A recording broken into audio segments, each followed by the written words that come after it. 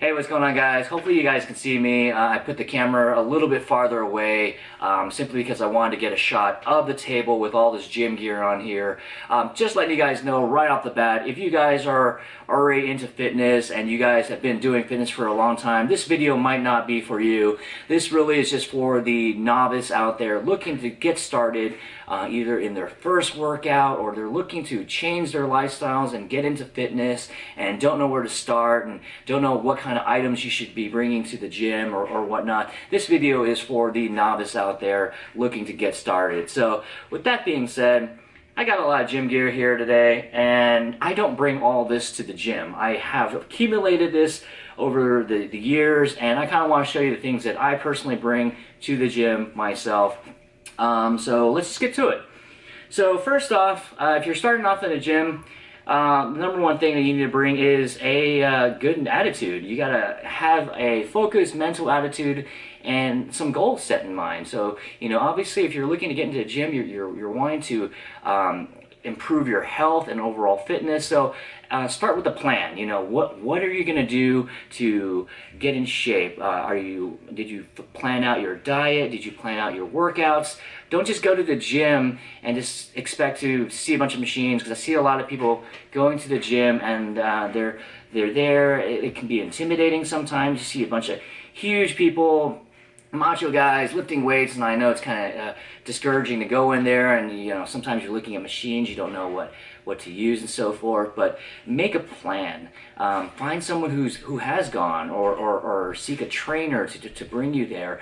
If you're signing up to the gym for the first time, most gyms will actually schedule a one-on-one session. Use that session not just to plan a workout, but use that session to either just go over all the machines. You know, there's a lot of machines out there. Even I come across machines I haven't used before. I'm like, you know what, how do I use this machine? And oftentimes I'm sitting there staring at it like, what do I do? How do I adjust this? It doesn't feel right. So utilize that gym, that one-time consultation with the gym member, so they can actually go over those machines with you. That way you can actually plan out your workout. So you'll know these machines over here are for legs, these machines over here are for arms, and so forth. So plan out what you're gonna do. Go to the gym, talk to the members there. Some gyms are a little bit more friendly than others. Some will actually have better trainers that will spend more time with you, or just find that family friend, or a coworker, or someone who actually goes to the gym and say, hey, you mind showing me a couple of things that you do in the gym? But I'll also come back to my video, because I'll show you how to work some of the basic machines out there as well. Anyways, plan your workouts. So this is what I have here. I actually have a built out workout plan in which I work and follow out. It doesn't necessarily mean you have to follow your workout plan all the time. It just gives you an idea of what to do. So for instance, today is Monday for me. I'm gonna go in and work out basically chest and back today. So I mean, I have a plan of attack. I'm not gonna go in there and kind of guess what I'm going to work out at. I'm going to go in there and I have a set plan. I'm going to go work out my chest and my back today, and then so forth, and then I'm going to do that for every single day as well. So think of a plan. The other thing you can get is a fitness log, which is really helpful. This one's by bodybuilding.com. If you order a lot of free stuff from bodybuilding.com, you can actually get this as a free gift item, but this is only like $3 or $4 anyway, or you can bring a notebook. But this particular fitness log here is really cool because you can write down your goals, the deadline for those goals, why you want to do those goals. You can actually write down your maxes. You can actually write down the day and week and all your workouts and track it. The best way to see if you're progressing is to track it. If you're tracking exactly how much weight you can lift the very first day, and then a week later track it again, you'll see some progression, and seeing that is also very motivating. Second thing that most people want to get as well is they want to jump in, they want to buy all this fitness gear and so forth. That's great. You know, if you have the money and you want to buy, you know, nice new yoga pants or new gym shorts or shirts, go ahead and do that. But just find, you know, a nice comfortable pair of clothes that you can wear at the gym. It's going to be your gym clothes. Pretty soon, once you get into fitness, you'll realize that your closet will start filling up with more gym clothes than you have regular clothes, which is me. I'd say about 75% of my clothes is all gym related clothes. So find some nice clothing. They have a lot of dry fit ones that actually expel sweat, so they dry off a little bit better and they're easier to clean, and they actually basically wick the moisture away from your body. So get some nice clothes, get some gym shoes. The next thing I want to bring is water. I got different types of water bottles here. This is a 32 ounce. This is also a 32 ounce. I actually went with a blender bottle. They're new massive 45 ounce bottles, and this is great because I can mix it and it's easier to put my hand in there and wash it when I clean it versus something like this where it's a small bottleneck where I have to use an actual brush, a bottle brush to clean in there. I actually stopped using these because I was tired of using a bottle brush to clean these. So I went with the larger neck bottle, which still has a small opening for drinking, so you can't spill. So also bring protein. If you're looking to work out and really get into fitness, you'll have protein shakes. Check out my supplement videos on that. I usually get a protein shake in right after my workout. Alright, and the last thing, or not the last thing, the next thing that most people always get is like, should I get gloves? Most people want to get gloves. You'll see a lot of gym members out there wearing gloves in the gym. It protects your hands from developing calluses like I have. Some people worry about contracting germs, so if you're wearing your own gloves, you don't have to necessarily touch anything dirty. But my take on gloves is, when I first started, I have my own pair of gloves. I have not worn these gloves in the last 2 or 2.5 years. These are Harbinger. You can get some nice, decent gloves on eBay. I got these off of eBay. I think these are like 20 bucks. They have female versions as well. The female versions are a little bit smaller. So there's different various gloves out there. This is really a matter of preference. You can start out with gloves if you want to protect your hands. Some people actually get better grip because there's leather on the bottom, so you can grip the bars better. However, the reason why I stopped using gloves is I actually like feeling the bars. I actually like getting down and dirty now. I used to not, but now I like to feel the weight. I feel like with it in the weight, I can actually grip the bar better because I can actually grip it through my own grip versus the gloves where it puts a little bit more padding on there. It can be uneven at times. But I feel way more in control when I'm doing like bench press or gripping some handles. I can actually really grip the bars. Plus, I'm also working on my grip strength when I do deadlifts. So I stopped using gloves. Again, the only disadvantage is you will get calluses here, which I actually use one of those electronic, I think it's like it's a pedicure tool. I have to find it. I'll find it. It's a little grinder that you can use for your feet. I know it sounds disgusting, but I can kind of smooth it out with that. Or I can take a razor blade and cut up my calluses. Yes, my calluses get that bad because I use my hands a lot on everything. But you know, lotion, Vaseline, that's what it's there for. If you don't care about calluses, I would recommend not using gloves. But again, it's a matter of preference. That leads me to some other items here that most people will get. I mean, the basic items you want to bring for any new person going to the gym is basically water bottle, gloves if you need it, workout log, and a gym towel. My gym actually provides towels, but if you don't have one, you can bring your own gym towel. And these really are the only things you really need. And other than that, headphones for your music. Don't forget your headphones. There's nothing worse than getting to the gym, driving X amount of time to the gym, getting there all pumped up, ready about to listen to music, and you get to your backpack and you don't have your headphones. I actually have a spare wired headphones in my backpack for emergencies. It's a low quality, cheap one. I have there just in case I forget my headphones. These are Bluetooth by Jaybirds. Really nice. Wireless are really good. If you can afford them. There's a lot of cheaper alternatives out there. I haven't tried out, but these ones are by Jaybird Blue Buds. These are the X2s. I actually have a friend that works at Best Buy, so I got these for basically 50% off paying at cost. These ones are about $180, so the more nicer brands of wireless can get up there. So these are $180. I got them for $90. Shit from my friend who worked at Best Buy. But you can go with wired ones too. You can use the iPhone ones, whatever. The only reason why I switched to wireless is because one day I was running on the treadmill, had my iPhone on the treadmill and the wire, of course, going through. I was running, I was sprinting, my hand jerked the wire, slammed my phone on the treadmill, went back. The phone was fine. The headphones completely ripped off, and I just got tired of doing that. Lifting weights, every time I would push off, the headphones would like pull out. So again, that's a matter of preference. Don't forget your earphones for music. And that's really the bare essentials, I would say, that you need to start off at the gym, okay? Let me move this aside. All right, moving on, I have, in my arsenal, I have lifting wrist straps. These are wrist straps if you're starting to eventually get into more of an intermediate stage of your fitness. These particular wrist straps actually go on through your finger like this. This one is a Velcro brand, and you can tighten up with your wrist. It'll give you some wrist support, and you can actually do heavier pushes with these. I only use these for when I go extremely heavy. Recommend working on mobility and strengthening up your wrist normally just by doing regular workouts, getting a feel for the actual motions, whatever your motions you're doing, and strengthening up your wrist naturally, because your wrist actually has a natural flow in which it wants to move.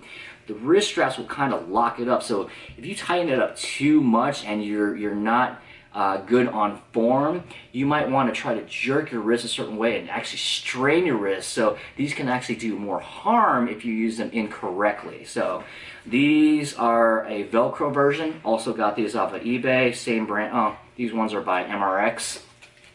I switched off because the Velcro tends to get worn and the Velcro tends to pop off, so now the Velcro doesn't stick as much, so I stopped using these. I actually switched to these ones by Rogue. Now these ones don't have any Velcro whatsoever, it's a string.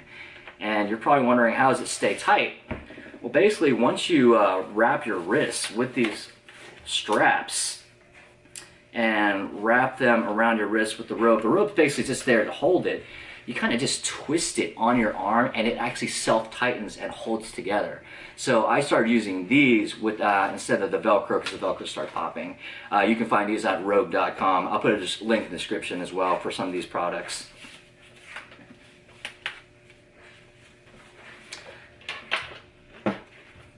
Alright, other lifting straps I have, these ones, you'll see typical lifting straps like these, they'll just have a loop at the end and it's a long strap, and what you'll do is you'll slip the loop through like so, and you can wrap this part around your wrist.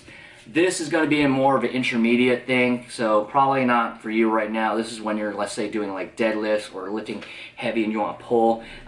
Basically, when you start lifting heavier later on, when you progress in your workout and fitness, you'll notice that your grip strength starts to give towards the end of your workout. So you want to build up your grip strength first. So I wouldn't recommend just starting off with wrist straps.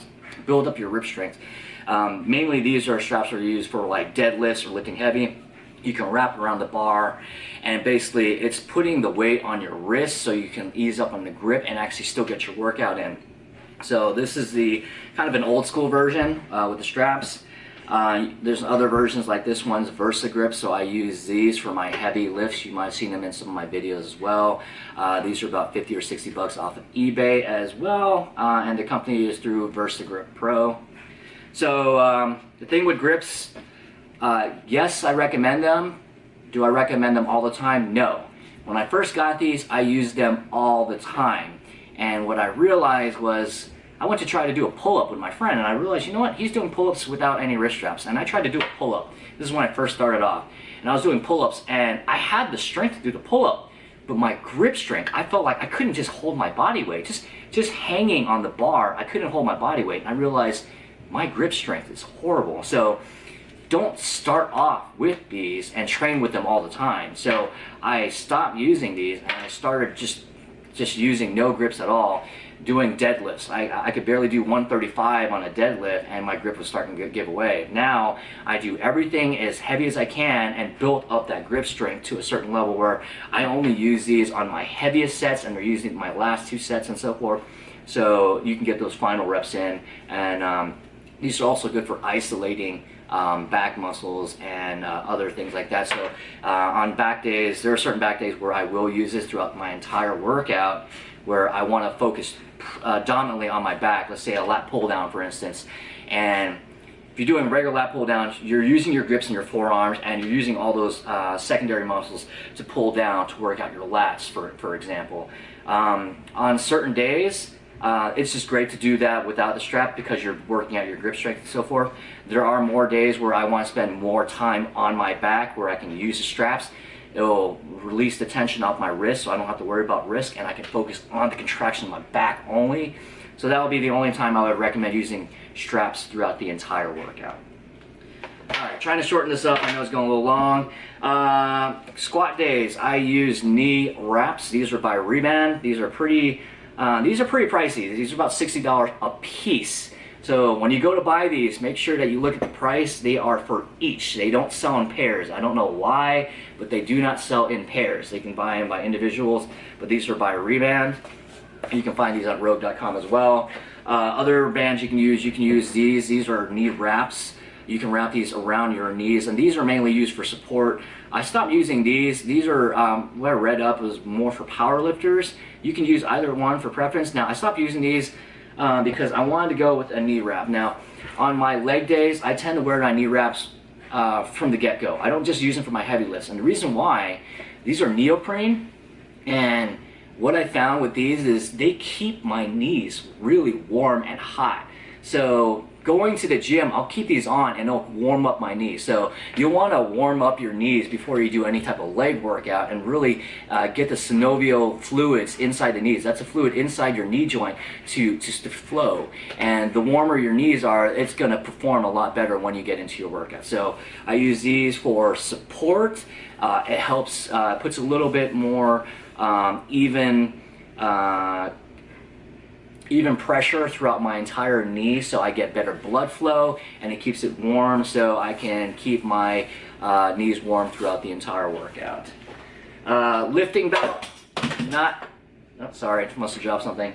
Lifting belt, not entirely necessary, but really helpful when you're going heavy and keeping proper form. Now, lifting belt isn't necessarily for your back. What I found out, I actually watched a video of another YouTuber, and basically lifting belts aren't necessarily for your back. It's actually to keep abdominal pressure around your waist. So when you're going for those heavy lifts, you want to fill up your stomach with air and push against your abdominal wall from the inside to add that additional pressure to basically make your core entirely solid. So for deadlifts, you're using your entire core strength to go up. When you're doing squats, you're using your entire core to hold your body upright. So not necessarily just the back, but also the front as well. Most people don't realize that. They think this is just for back support, but it's not. So this is really an entire core support system. This is definitely good to use. This one is by Grizzly. I got this off of bodybuilding.com for only 15 bucks. I mean, it's a basic nice little belt to start off with. Again, 15 bucks, I bought this. I will upgrade to a new belt later on, which I'll show you in another video. Alright, I got a speed rope here by RX Smart Gear. This is a jump rope. It has a metal wire, basically just for cardio. I don't necessarily bring this to the gym all day. Lastly, electronics. A lot of people getting into fitness are seeing all these fitness trackers out there, Fitbit, the Nike Fuel Band. Don't get the Nike Fuel Band. I heard it's just absolutely horrible. I have a friend that used it. It's more of a motivational thing. You see these blinking lights and so forth, but it doesn't really track that much stuff. Now the Nike Band 2, I haven't read too much into that, but I heard it's supposed to be better. But I wouldn't recommend the Nike thing. The Fitbits, I haven't really looked into the newer Fitbits yet. I have a lot of friends that are using the newer Fitbits, and they say they like them. You know, it's a motivational tool, but I wouldn't solely rely just on that. The one I use is by Polar. I feel that they're the most accurate. The only downside about using a Polar fitness app is it has a heart rate monitor that you have to wear. So that's why it makes it more accurate. The Fitbit and other ones, they have their monitors in their wrists, but I feel like the heart rate monitors through Polar are way more accurate. What it is, it's a sensor that connects to your strap, and this strap wraps around your chest and you would wear it. If you're a woman, you can wear this right underneath your sports bra line against your chest. Male, it's just right around the sternum as well. and the tracker has a unique system here where you can enter in your age, your weight, your height. It takes in all those to account to get you the best accurate readings and so forth. So lastly, I have a thing called Gym Boss. This is a interval timer. I can set up my intervals through this. It beeps and pages like a pager and vibrates. So if you're doing interval training, you can actually set, you know, for example, 1 minute work, or like 30 seconds of work, 1 minute rest, and set it for 20 rounds. You can actually do this to time yourself. You can wear it on your belt so it will vibrate when you need to start and vibrate when you need to stop. So this is really cool for interval training. But anyways, that's basically the gym gear that I use on the regular. Again, if you're just starting off, what you'll probably need is just a gym towel, some gloves, earphones, and a water bottle. The rest you can get later on as you progress your training. If you have any other questions, feel free to reach out to me, give a comment below. If you have any questions on some of the items I'm using, I'm going to try to put all these items that I currently use in the description below, so check that out. And that's really it. This is my video on what to bring to the gym, and hopefully you guys got a lot of information out of that. Yeah, lastly, I got a gym bag as well. You can use a backpack or a duffel bag. And that is pretty much it. Oh, lastly, word of advice, do not use the gym lockers. Yes, they're there for you to use. You can put a lock. I had my stuff stolen out of one of those lockers at an LA Fitness. Someone busted the lock, took my bag, ran up all my credit cards because I left my wallet in there. So I no longer do that. I have my cell phone. I put my debit cards in there. I try to leave all my stuff in the car or at home. Some gyms, like mine, will actually let you carry your bag on the gym floor. Unless you keep valuables in your bag, I would bring it with you. If you don't, the gym locker's fine. I mean, it's just materialistic things, but keep your cell phones, your wallet, and things like that. Jewelry, if you're changing at the gym, all in your car. I leave all this stuff in my gym bag, and I carry that all around the floor with me throughout the entire gym, and no one says anything. So that's my tip as well. If you're going to the gym, use the locker rooms with caution. If you do use them, be wary of anyone around you that might be overlooking your shoulder to see what kind of stuff you might have in your bag before you lock it up in there. So that's my gym tip for you today. So anyways, guys, hopefully you guys liked the video. Sorry this went a little bit over. This is mainly just for obviously the novice out there looking to get started. So this is basically all the gym gear that I would use and probably recommend. You don't have to buy the most expensive gym gear out there. So you know, basically water bottle, gloves, towel, and some headphones for music, and you're set to go. So again, anything else, leave a comment below. Thank you for watching this video.